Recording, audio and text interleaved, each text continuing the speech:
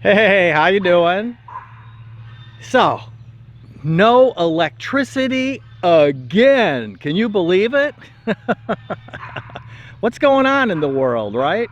So, yep, we had no electricity again the other day. So let's chat about that. And welcome to Goose Pond Hideout. And I'm Rob.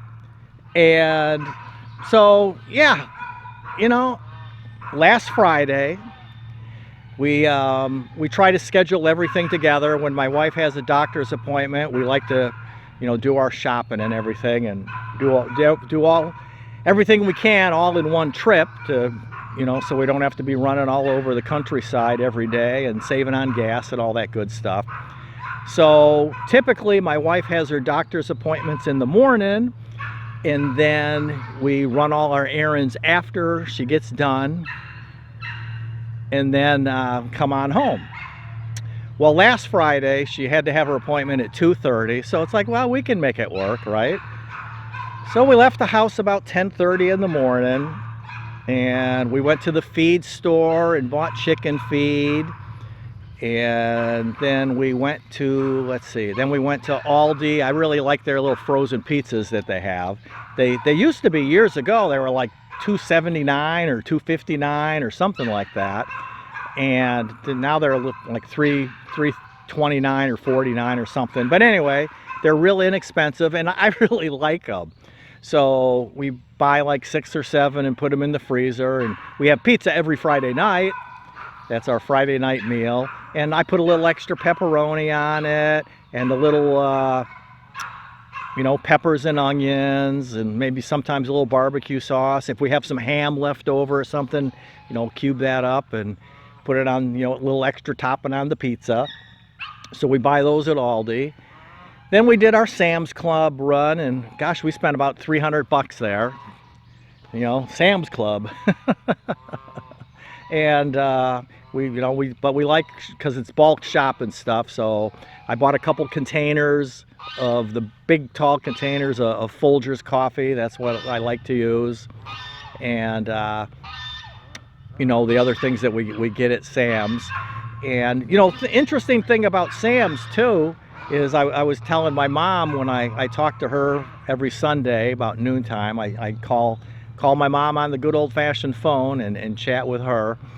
And she's old-fashioned. She doesn't do anything with the internet. She has no email, no computer. She's got like a flip phone, old-fashioned phone, and she just, she doesn't want anything to do with any of that stuff. So I said, Mom, I just heard that a big report that Sam's Club is gonna remodel all their stores over the next year or 2 or 3, and everything, it's gonna be that shop and go thing. I think that's what it's called. Is it? Let me know. I think it's called shop and go.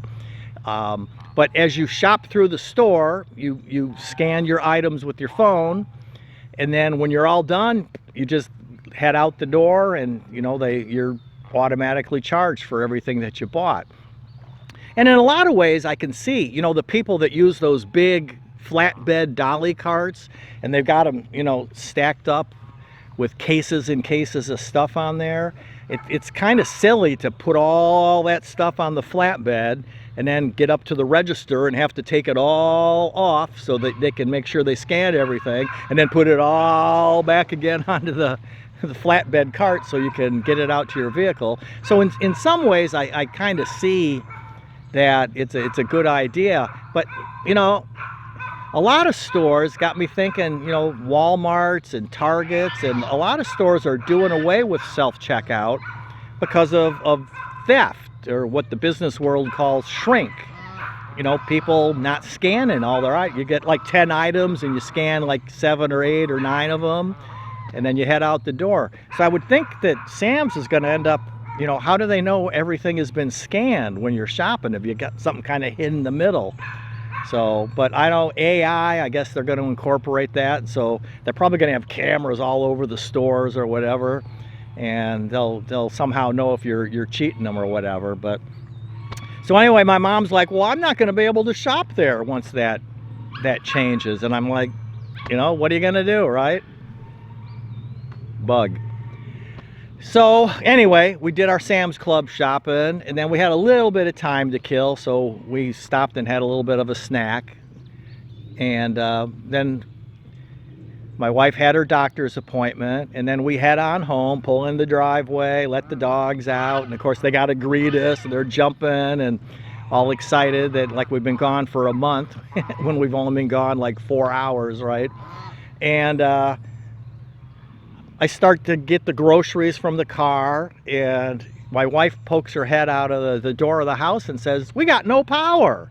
And I'm like, "Really?" And so I walk in, and you know, the ceiling fans aren't going, and you know, the house is like perfectly quiet and dark, and I'm like, wow, that's really strange. It's like 3:30 in the afternoon, and you know, it's not quite as nice as today is right now, but you know, I'm like looking around thinking, well, what the heck is going on? So I start thinking, you know, and I'm like, well, it's been off a while, because we have 2 of those battery things, UPCs or whatever they call them, with the outlets, and you plug your devices into it, you plug that into the wall, and when the power goes out, so like the internet modem router stays up and running, and we've got one in the living room with the TV set up on it, because you know, if the power flickers, then the TV goes off, and it takes 5 minutes for the dish to recycle up. So we have that, and one of them was powered down, was completely off, and the other one, we weren't home for very long, and then it started beeping, beep, beep, beep, which means it's about ready to go. So I'm like, well, the power's had to have been off a good hour or so, because both of our battery units are down. And so she says, well, you better call the power company and find out what's going on. You know, so I'm standing outside on my phone on hold, listening to all their messages about how my call's really important and they're busy and they're sorry about it. So eventually she came out and she goes, well, I got on Facebook and went to, you know, the power company's site, and they've got a substation down, and I guess lightning hit a substation somewhere and took it out, and so like the whole area, big wide area, had no power. So the point of all of that is I'm really glad that we have our solar power station backup, because it's right in the house. You know, I have a Honda generator, and I always liked, I mean, I've had a Honda generator for 20 years, and some bug keeps flying right up in front of the camera. I really like the Honda generator, but it's out in the barn with a black garbage bag over it so that it, you know, stays clean. So I got to go out to the barn and make sure it's got gas in it, and then bring it up to the porch. And then of course it always takes, you know, my shoulder and arm gets tired getting it started, because you got to pull it like 8 times, because you haven't run it for 3 months. And then you've got to have it well away from the house with a long extension cord. And you know, that's just was normal at the time. But now with the power station in the house, it's just like it's right there. So I just turn it on, because it, you know, turn the outlets on. You don't want to leave them running, because otherwise you have the inverter has like a idle time. You know, it uses up the battery just sitting there, because it's ready to go. So I keep the inverter turned off, and I flip it on, and you know, plugged in some lights and things, and you know, it was like, if we, you know, the freezer, if we need to, we can plug the freezer into it. But eventually the power came back on, and it was off just short of 2 hours, like 1 hour and 55 minutes, because the stove flashes, and you can tell by the time on the stove how far off it is from the real time for how long the power was out. And it was like 1 hour and 55 minutes. But you know, that's just where this being self-sufficient, being able to be reliant, you know, on you, and not reliant on society. Because you know, the grid is in trouble. You know, last year in the summer it was really hot here, and we had, you know, those scheduled brownouts where they would turn the power off for like an hour as they cycled, you know, to take the strain off the grid. And they're building more houses around here all over the place. You know, houses are popping up like dollar stores. So the geese found me. And so you know, they're popping up like dollar stores, and which is going to be more of a strain on the grid, and the grid is completely outdated. Look what's going on at Newark Airport. You know, they're having all kinds of trouble. And I think, you know, the quote glory days of the United States are behind us. You know, I don't think it's, you know, we're not going to be living in caves with fires and you know, deer meat on sticks kind of thing.